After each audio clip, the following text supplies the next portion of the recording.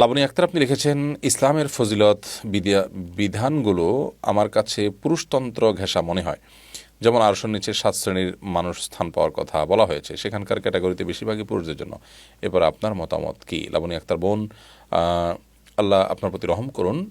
আপনার যে চিন্তা বা আপনার মধ্যে যে ভাবনার উদয় হয়েছে, এটা ইমান বিধ্বংসী বিষয় পর্যন্ত নিয়ে যেতে পারে। এই জন্য আমার মনে হয় আপনার প্রথমত ইস্তেগফার করা উচিত এবং আল্লাহর প্রতি আপনার পরিপূর্ণ আস্থা থাকা উচিত। আল্লাহর প্রতি আস্থার ঘাটতি আসলে তো ইমান থাকলো না, বেঈমান হয়ে গেলেন। আল্লাহ রাব্বুল আলামিন নারী পুরুষ সকলকে নেকামলের ক্ষেত্রে সমান করেছেন। কোরআনে কারিমে আল্লাহ তাআলা বলেছেন, মান আমিলা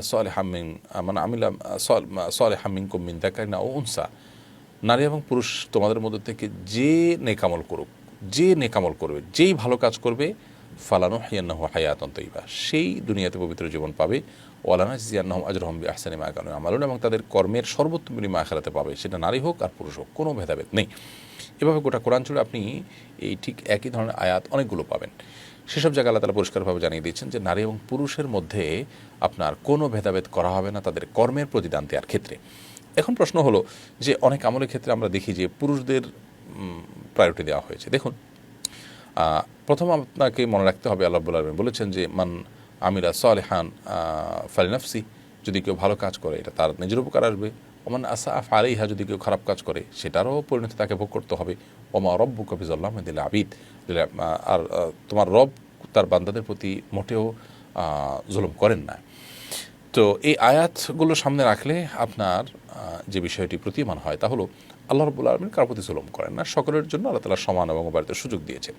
কোনো জায়গায় আল্লাহ রাব্বুল আলামিন যদি কারোর জন্য ইবাদতের সুযোগ বেশি রাখেন, তাহলে আপনার নিশ্চিত হতে হবে যে নিশ্চয়ই অন্য কোনো দিক থেকে তিনি পিছিয়ে আছেন। এটা আল্লাহ তাআলা কভার করেছেন এটা দিয়ে। ধরুন, পুরুষরা, এটা জাস্ট বোঝার জন্য আমি নিজে থেকে একটা দৃষ্টান্ত দিচ্ছি, উপমা দিচ্ছি যে পুরুষরা বাইরে যে কাজ করে, তারা বহু মানুষের তাদের মিশতে হয় এবং উপার্জন করতে গিয়ে সেখানে হালাল হারাম মেনটেন করতে হয়, মানুষের সাথে ঝগড়া ফাসাদ না করে নিজেকে নিয়ন্ত্রণ করতে হয়। অনেক বিষয় আসা আছে যেগুলো নারীদের করতে হয় না মোটা দাগে।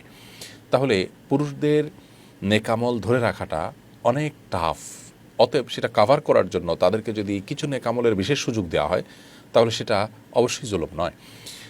কার জন্য কতটুকু দরকার সে মাপঝোপ আমরা পৃথিবীর মানুষ আল্লাহর সৃষ্টি হিসেবে আমাদের যত প্যারামিটার আছে, মিটার আছে, আমাদের যত যন্ত্র আছে, এগুলোতে যতভাবে আমরা মাপি না কেন, আল্লাহ রাব্বুল আলামিনের পরিমাপ সেটা হবে সবচেয়ে সূক্ষ্মাতি সূক্ষ্ম।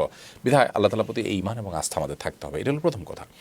দ্বিতীয় কথা হলো যে আপনি যেমনটি বলেছেন যে কিছু জায়গায় পুরুষদের জন্য স্পেশাল সুযোগ দেওয়া হয়েছে, ঠিক একইভাবে মেয়েদের জন্য অনেক জায়গায় স্পেশাল সুযোগ দেওয়া হয়েছে।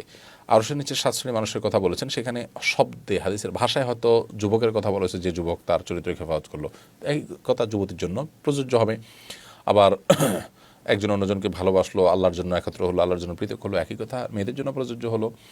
এরকম আরও অনেক বিষয় আসা আছে যেগুলো নারী পুরুষ সকলের জন্য প্রযোজ্য। হয়তো শব্দ শুধুমাত্র জেনারেল এটা বোঝানোর জন্য পুল্লিঙ্গ শব্দ ব্যবহার করা হয়েছে। আবার কিছু কিছু ক্ষেত্রে পুরুষের জন্য খাস, যেন জুমার দিন, যেমন জুমার দিন মসজিদে আগে আগে যাওয়ার ফজিলত আছে, মহিলাদের জন্য সেটা নাই। তো মহিলাদের জন্য আবার স্পেশাল কিছু যেটা পুরুষের জন্য না। যেমন সবচেয়ে বড় কথা হলো নবী করিম সাল্লাল্লাহু আলাইহি ওয়াসাল্লাম বলেছেন, কোন নারী যখন তার পাশে নামাজ পড়বেন, পুরুষ মসজিদে গিয়ে নামাজ পড়ে যে সওয়াব পাবেন তিনি তার চেয়ে বেশি পাবেন।